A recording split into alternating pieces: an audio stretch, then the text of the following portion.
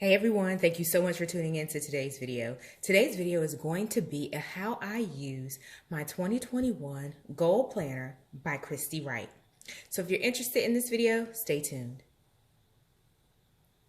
All right guys, so this is my planner. The first thing I did want to point out is that the cover pages of the planner are now warped for some reason. So if you own this planner and you've experienced kind of warping, I would say, of your planner, let me know. I'm curious. So it doesn't stay flat, which is not a huge problem, but it's just something weird that I noticed that I've not experienced before with my planners.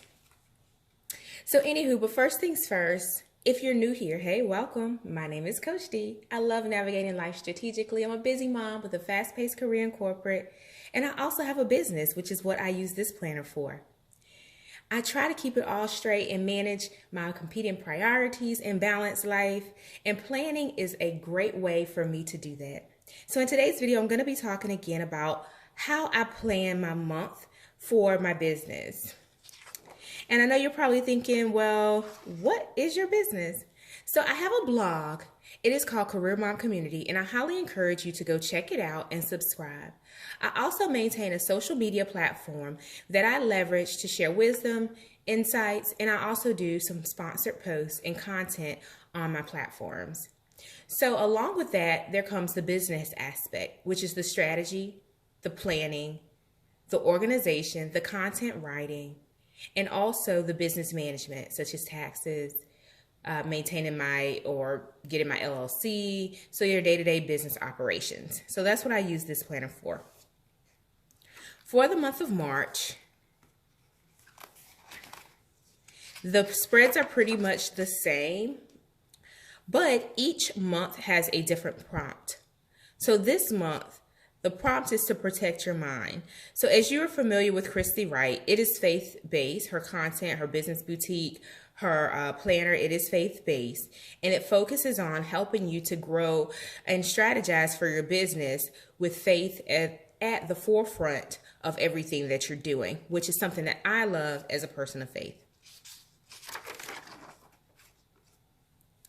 There's a section for journaling and prayers. I'm not going to do that on camera just because I want to be candid and personal, but for me, on a typical month, I'll sit down at the start of the month or right before the month kicks off and go through the sections and the prompts in the front part of the planner. And then this part has a section for March for you to create your action plans, which is so important. I think when we sit down to plan, oftentimes we are more task-based. And what I mean by that is that we'll account for our appointments, our schedules, but we don't really have a strategy at the start of the month that leads to our action plans. And then we develop our tasks, so our day-to-day operations that will help us to run a successful business. All right, so here's the month of March, and this is the monthly spread. I pointed this out when I did a flip through of this planner that the boxes are relatively small compared to the other planners that I leverage. Here's an example. I went and pulled out my Simply Yours Day Planner by Planned and Proper. Oops. And as you can see, the boxes are relatively large, right, for a planner spread. So I really enjoy having a wider spread for my months. I feel like there's quite a bit of wasted real estate to this planner that could have been leveraged a little bit better. But anyway, that's just a minor technicality. And then before I put this away, I did want to show my weekly spread in this planner. It definitely gives a better layout for me. This planner I use for day-to-day life, kids appointments, hair appointments, all that other fun stuff.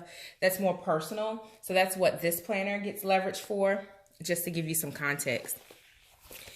And then, as I stated, this weekly spread, again, I feel like some of this could have been designed a little bit differently just to give you more room to write in the boxes. But I do enjoy this planner, and I'm going to start with my goals for the month for my business. It gives you an opportunity every week to put down your top 3 goals for the week here. And that will feed from my overall goal for the month.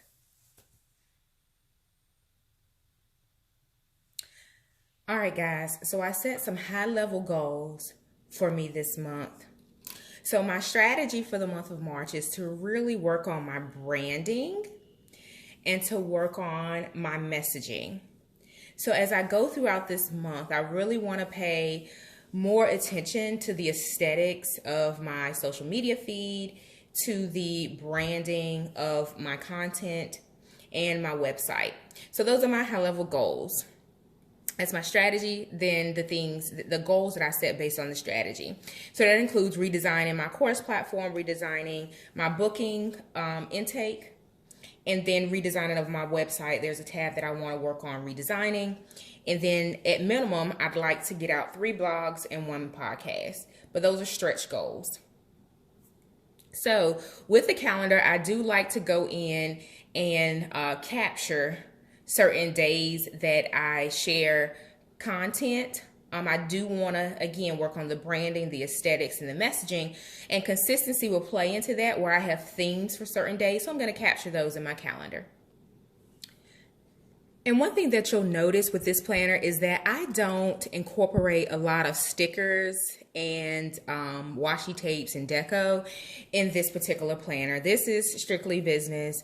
The goal is to get my ideas out of my head and onto paper, to set my strategy, to set my goals for the month, and then to go from there. So this is not a planner that I do a lot of decorating in. I really need the real estate for writing. I'll write in the margins sometimes if, you know, I get a burst of genius or if an idea comes to me. So I really need the extra white space to really jot down what's going on in the month. If I have any major expenses, if I have any, revenue that I want to really celebrate or whatnot. So I really need the real estate for that. All right, so that's everything at a high level for what I need to plan for March. You get the idea of what I like to do. And again, I just draw an arrow straight down to indicate that the goal is to get it done every day. For my blogs, I'll have to look at a combination of my work schedule, my personal schedule, to see when I want to launch out blogs and things like that. So just to give you an idea, let's look at week 1. Week 1, my top 3 goals, if I go back right to what I said here, I want to be done with redesigning my course platform, preferably about week 2 of the month, but there are some things that I have to get in place for me to be able to do that. So that's the beauty of planning. You can think about what the goal is and what you have to do, right? The steps, the action plans that you'll need to take in order to accomplish that. All right, guys, so I broke down the goals, the top 3 for the week. This is pretty much a stretch. Again, I have to look at my work calendar because I know this is typically my busy week at work.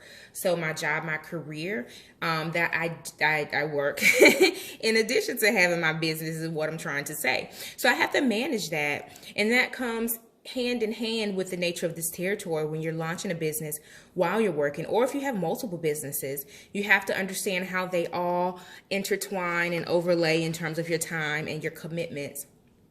But I hope that you found this video helpful. This is how I use this particular planner. I will go in and finish the front pages. Typically, I'll use just the extra line pages throughout the planner to capture other thoughts for the month, and as a way for me to stay organized. At the end of each month, you have a monthly review. So I have to do mine for February as well. But you have a monthly review where you can sit and reflect on your areas of opportunities and your areas of strength. I really encourage you to do that, whether or not you use this planner. I really encourage you to look back on the prior month and understand your wins, celebrate those, understand your challenges, and figure out a way to overcome them. I hope that you found this video helpful. Again, please make sure that you give me a thumbs up. Also hit subscribe. I would love to welcome you to my YouTube channel. You're going to learn a lot here. We're going to have some fun. We're going to talk about motherhood, planning, budgeting, life overall. I hope to encourage you and inspire you to balance, grow, and succeed. I'll speak to you in the next video. Bye, guys.